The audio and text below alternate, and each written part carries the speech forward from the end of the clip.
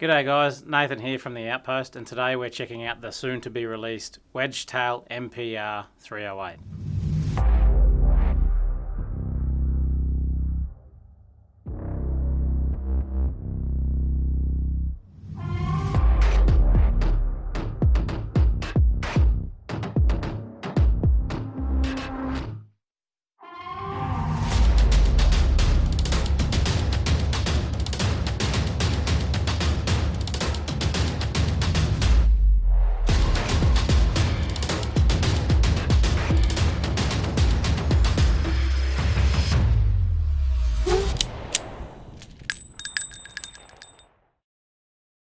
To say we've been eagerly anticipating the arrival of this gun is an understatement. We trolled back through our Instagram messages to see when we first contacted Wedgetail about this, and it was March 2017. And that's how long we've been waiting to see this gun. Now back then, of course, we were talking about the Mod 1, or the first generation of their pump action, which they called the Ronda, and I think they're sticking with the same name for this.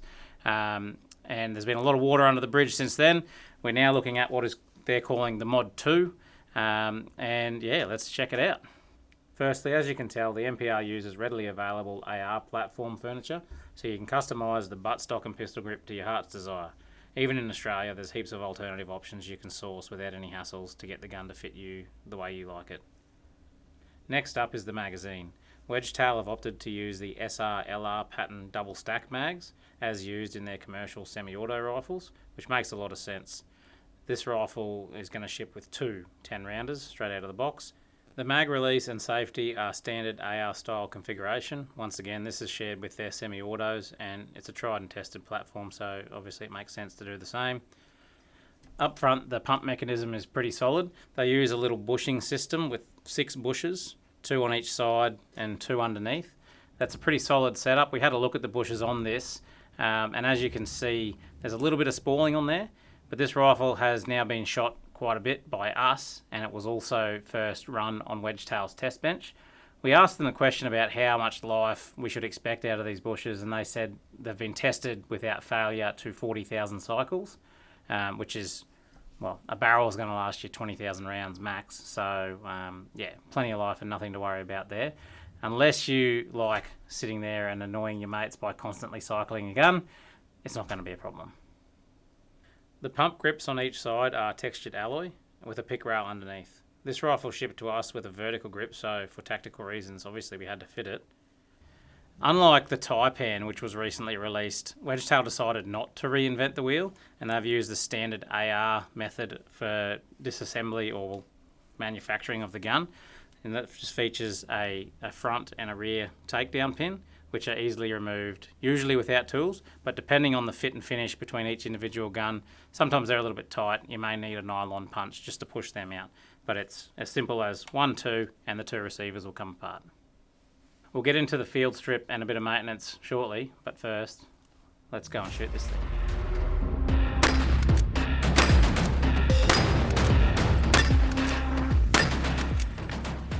Now, normally we would see most of our customers use probably like a low-powered variable optic or even just a simple red dot on a gun like this, because usually you're only engaging targets at a short distance. You're not target shooting, and so a low-powered optic will do the job. Today we're using my trusty ATAC R 4-16, which has been handed around a bit. You've probably seen it in a few of our videos. The main reason we've used it is because we're going to do some accuracy testing. We want to see how the gun shoots.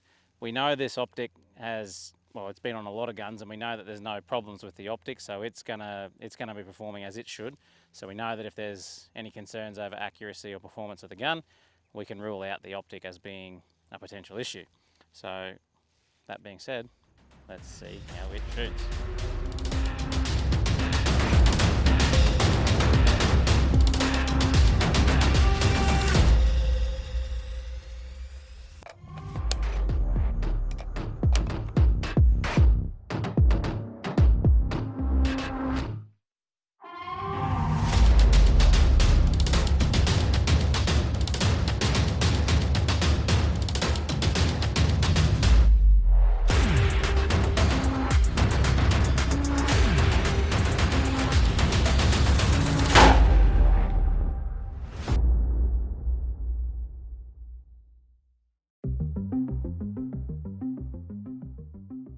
One thing that we noticed while we were trying out a bunch of different sorts of ammo, we wanted to give this Winchester match stuff a run, and it uses the 155.5 grain burger bullet. Now this is loaded for F-class and target match, so you probably wouldn't buy it for this gun anyway, but it is worth noting that the projectile length is much longer on these, and so we can't actually load more than one at a time in the magazine because it won't take around that long.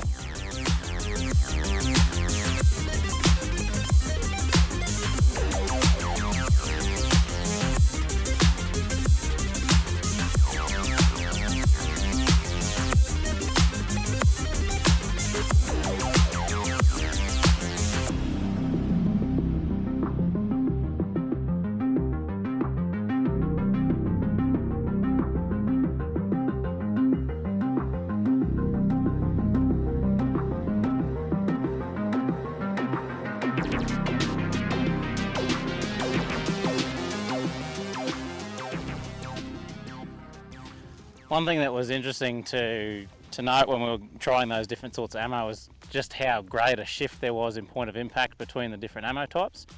That's always going to happen, and that's why it's important to sort of find a type of ammo that you like, or that the gun likes, and it's going to do the job for you. Get it sighted in for that and then stick with it, because we'll see when we get to the targets up here that there's quite a big drop on some of them, and you want to make sure that you've got your sight set for that before you go trying to shoot any animals with it. So we can see what I was talking about with the big point of impact shift.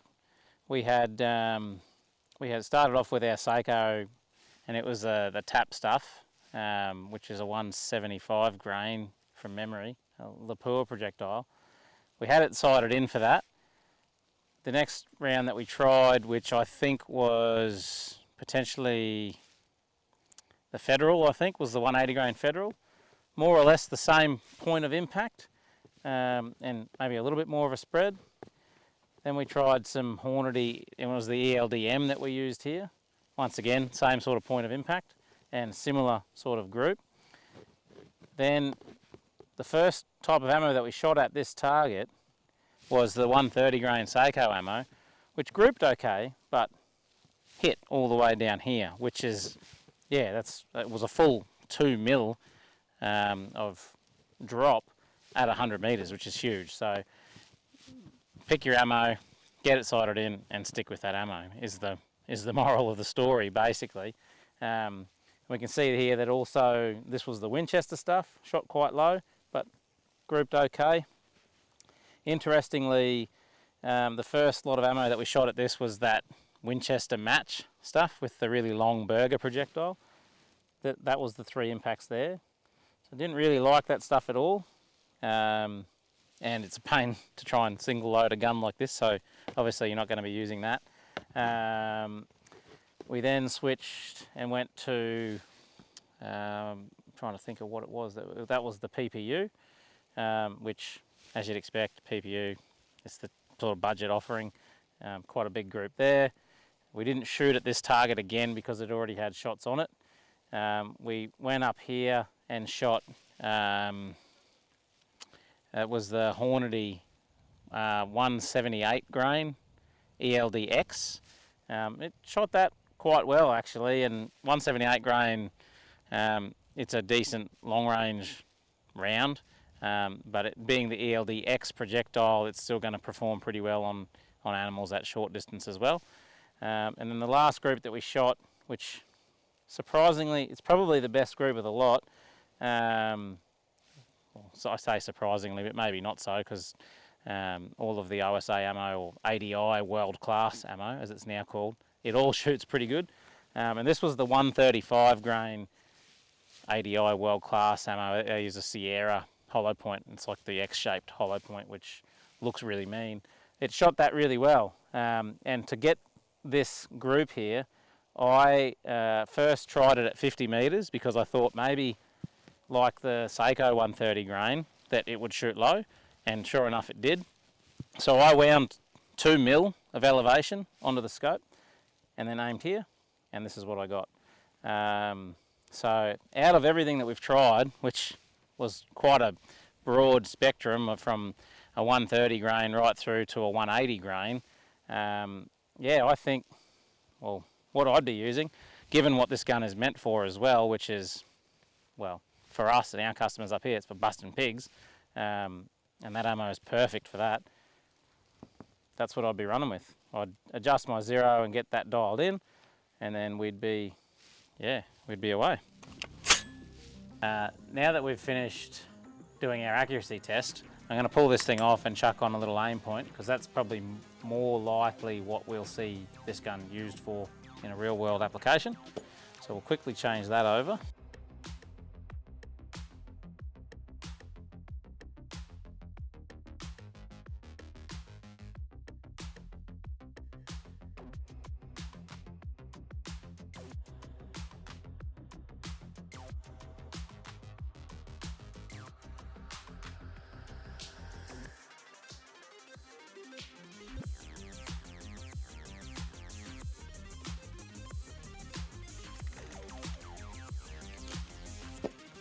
We'll get this sighted in quickly, and then we'll do some freehand shooting. To get this thing bore sighted, what we'll do, or what I have done, pulled the bolt out, we'll line up our bore with one of our round plates out there, and then we'll adjust our dot to suit. It's not ideal, you'd probably like to be using a gun vise or something to do the initial bore sight so that the gun can't move around, but it'll get us close, and then we'll do a finer adjustment once we've put a shot through.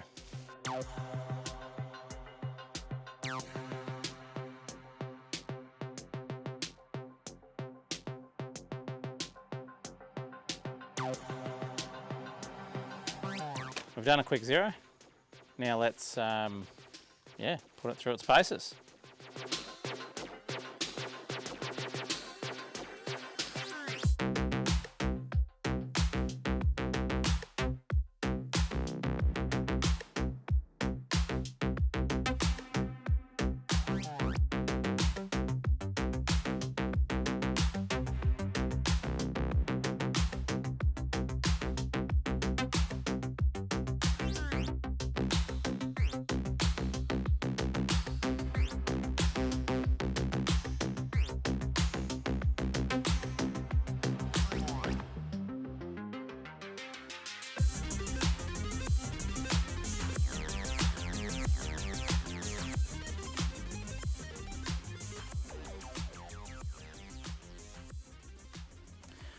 All in all, I had a blast shooting this thing. There was probably only maybe two things that I didn't really love. The first one being the fact that it's spring-loaded. At first I thought, I'm not a massive fan because all the experience that I've had with pump actions in the past, they've not been sprung. So there's no spring to overcome on the way back, and there's no spring assist pushing it forward. I thought that that would be a deal breaker for me, but after having shot it, I actually came to really like it.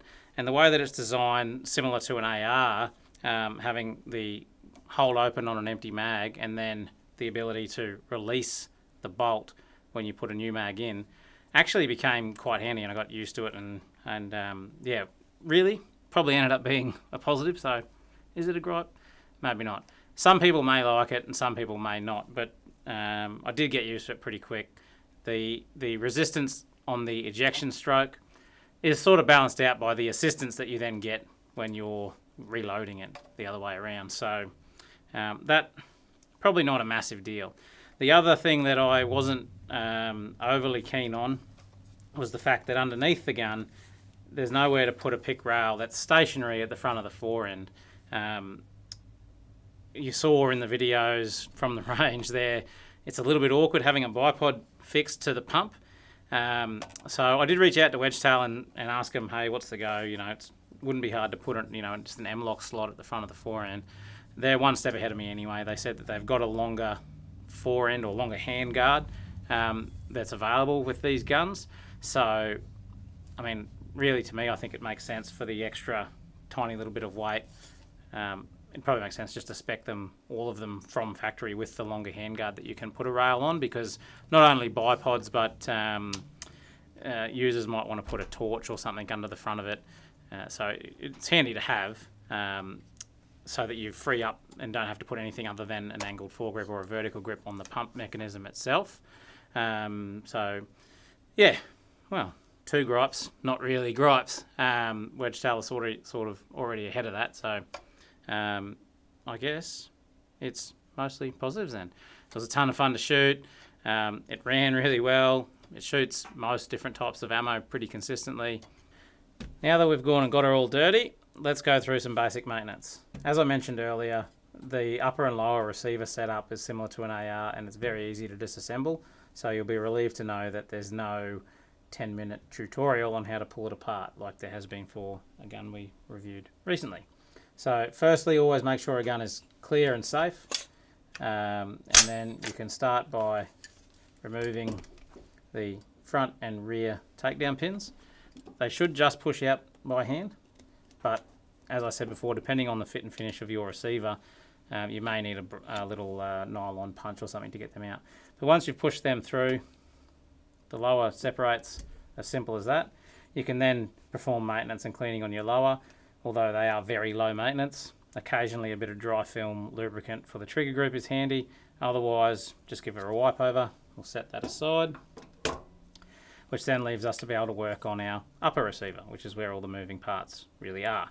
So to start off with, slide your action all the way back.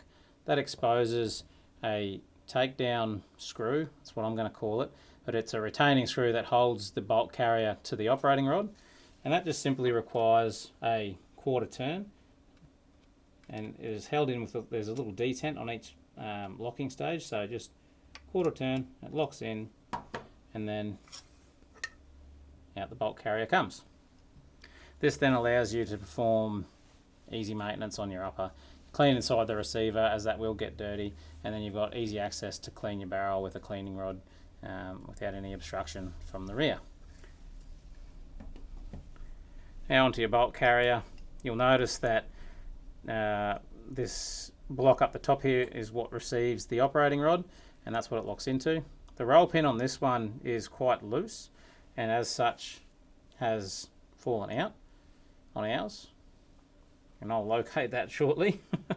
But then to remove the firing pin, it's just a matter of taking this little split pin out.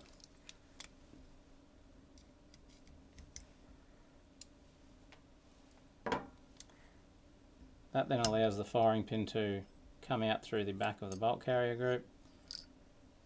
Then it'll drop down. There's also a spring in there, which will come out in a second with a little bit of assistance.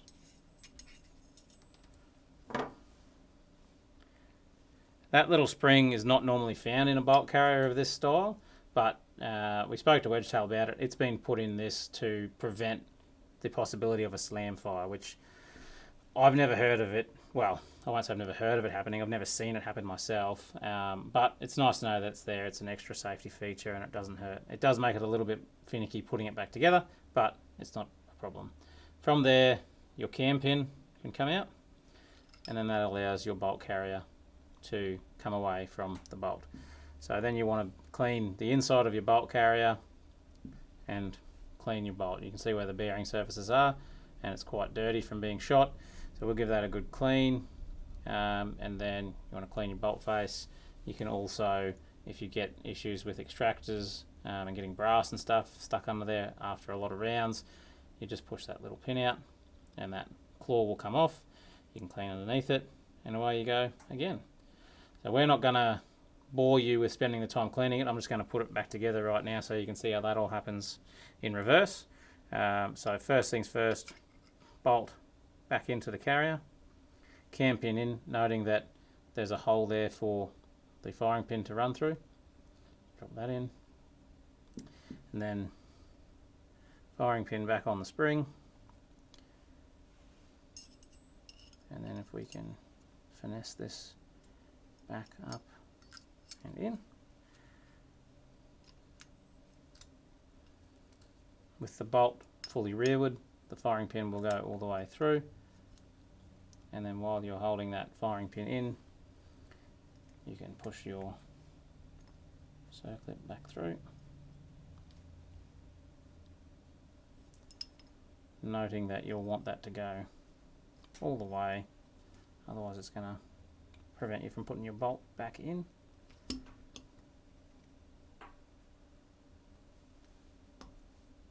Like so. And that's it, back together. We'll put your block back in that holds the operating rod. We will find our roll pin, which has vacated the bolt carrier. It's probably just sitting around here somewhere. And then it's just simply a matter of putting it back into the receiver.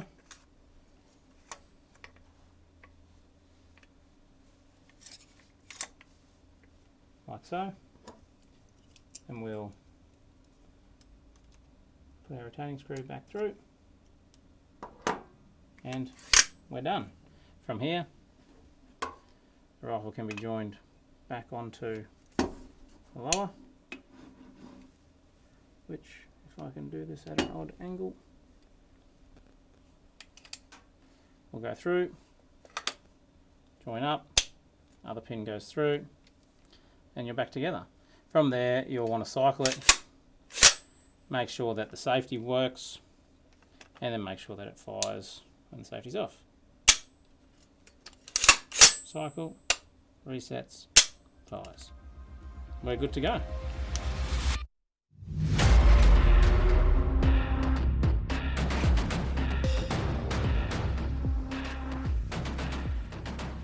Now, two final questions.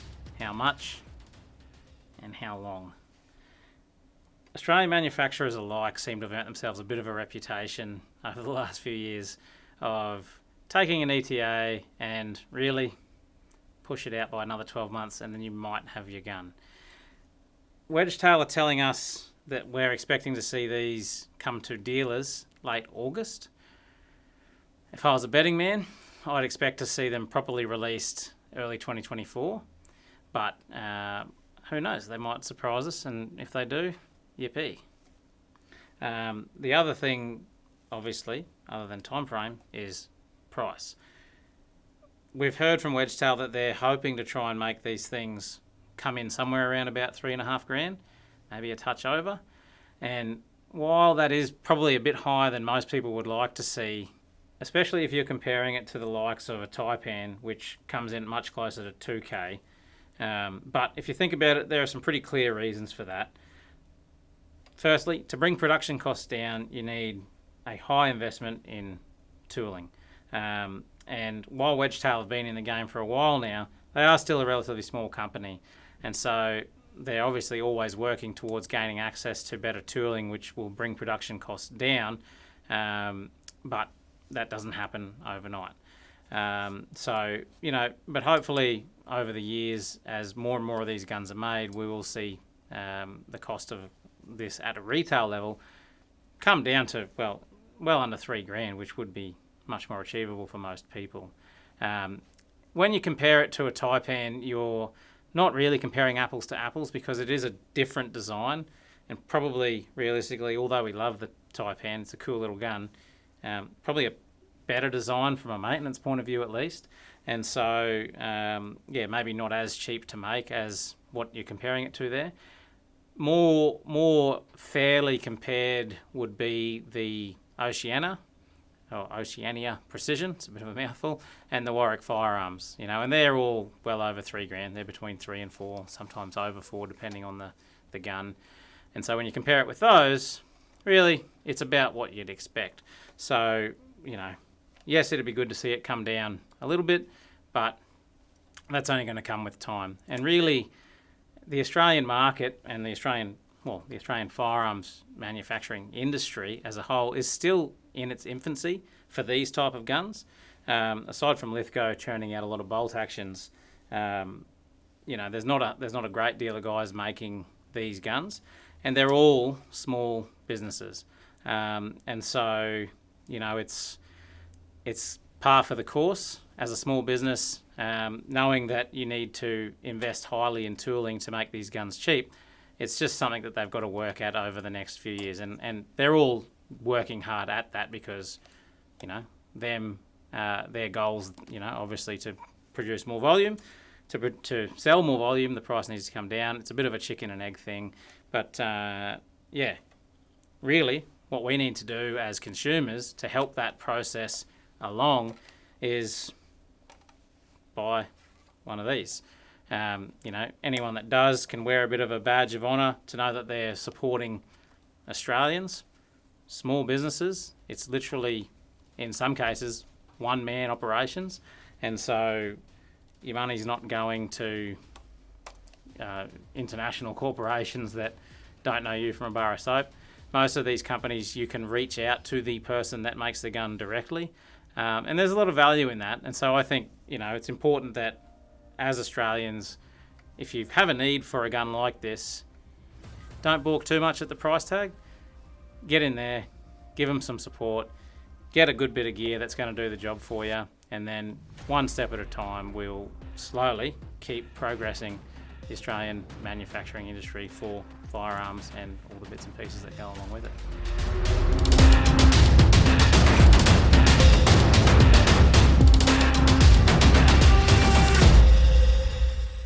That's enough out of me for now. If you want to get in the queue for one of these, talk to your local gun shop. They'll get you one on order and make sure that you get one as soon as possible. And if you like this video, share it with your mates, and it'd be a big help for us if you subscribe to our YouTube channel. That way we know it's worthwhile making more of this content. Have a good one. Is that it? We're done. We're done. We're done.